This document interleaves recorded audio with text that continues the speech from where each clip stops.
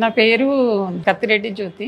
మాది కర్మంగట్టు. 2023లో నాకు కొంచెం గట్టిగా అనిపించింది. టెస్ట్ చేపిస్తే చెప్పారు, మీరు 6 సార్లు కీమో తీసుకోవాలి, ఆ తర్వాత సర్జరీ చేస్తామని చెప్పారు. నాకు మొత్తం నడవలేని పరిస్థితి అయిపోయింది. ఒక అడుగు కూడా వేయలేకపోయినా, నేను బాత్రూమ్ కూడా పోలేకపోయినా.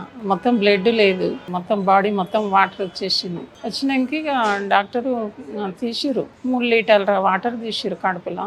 ఇది ఊపిరితిత్తులు గుండెకు 1 లీటర్న్నర తీసినాక మళ్ళీ పల్స్ పడిపోతున్నాయి అని ఒక ఇంజక్షన్ ఇచ్చారు.